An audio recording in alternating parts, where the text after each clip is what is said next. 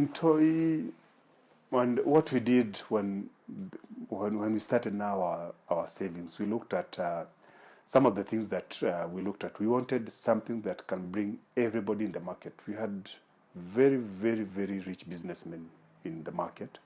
We had people who had their stores, they were operating even a capital of over £1,000,000 shillings. But then we have that old lady who had daily selling vegetables, selling onions. So we wanted something that can bring these people together. So what was the least amount? So we pegged our daily savings at 10 shillings. At that time, 10 shillings was just a cup of tea. I remember I started as the only collector. I used to collect. I started 9 people. 9 people became 20. 20 became 30. It became 50. It became 100. Then I trained 2 more people. Then I trained 3 more. By 2007, I think we had 15 collectors. Then we divided the market into clusters. So the difference between us and in the informal in the other, let's say, residential, not non-market areas, is that for us it is easier to collect. In the slums now, people leave for work in the morning. Some come late in the evening. That's the difference, and that's the challenge of daily savings. So over time, what has happened, we have come to realize daily savings work very, very well in a market. But in these other areas, they do weekly. They do weekly collections. Some even do monthly collections. But it's a way of just bringing people together. And the main idea of it was not only to collect money, the resources. It was also a way of collecting information, passing information, and collecting people. Every week from 2002, we used to have visitors coming to visit just to learn about the systems every week. At that time, the group mobilization within Muungano was happening rapidly and it was spreading. And the first point for them to come and learn savings was toy market. Even within the entire SDI network, we had people from South Africa, we had people from Malawi, we had people from Uganda, Tanzania.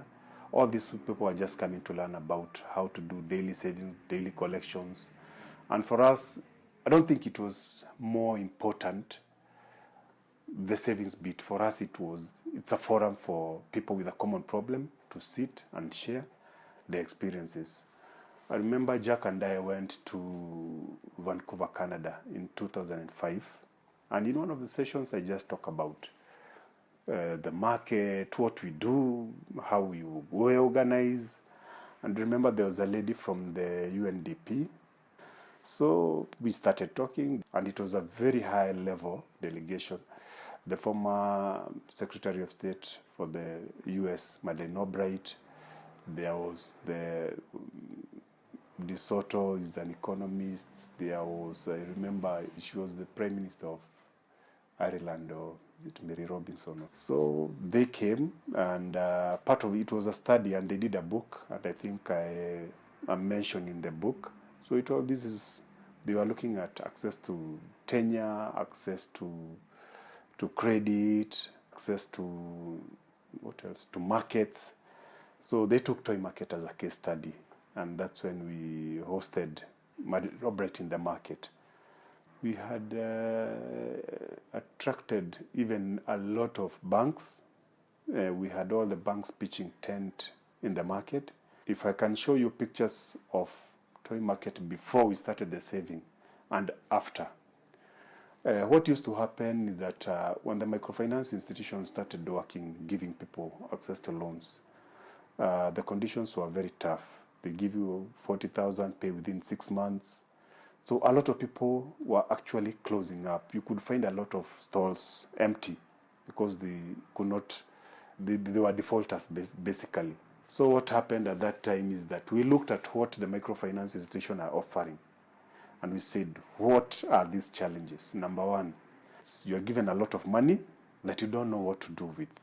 Your operating capital is 10,000, but you are given 50, you are given 5 months to pay. So every week they're expecting you to pay more than 5,000 shillings, which you can't afford to pay.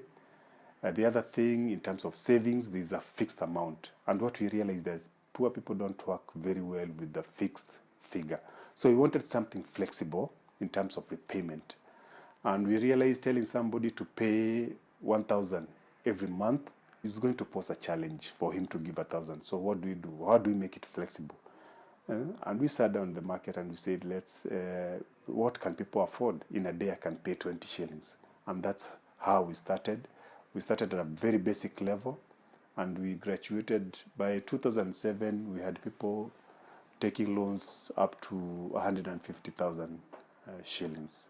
And people started now withdrawing their savings from the microfinance institutions and bringing their savings to the savings scheme. We had a system that worked. We had a team that collected. We had a team that approved loans. We had a system where they bank. In fact, we had started work with our account was at Cooperative Bank. We had started discussions with them on, instead of just withdrawing money, they give us checks. So instead of giving people liquid cash because of security, we give them checks. After 1 year of the savings operating, the market was full. The market was very robust, and it was a way of also marketing the market.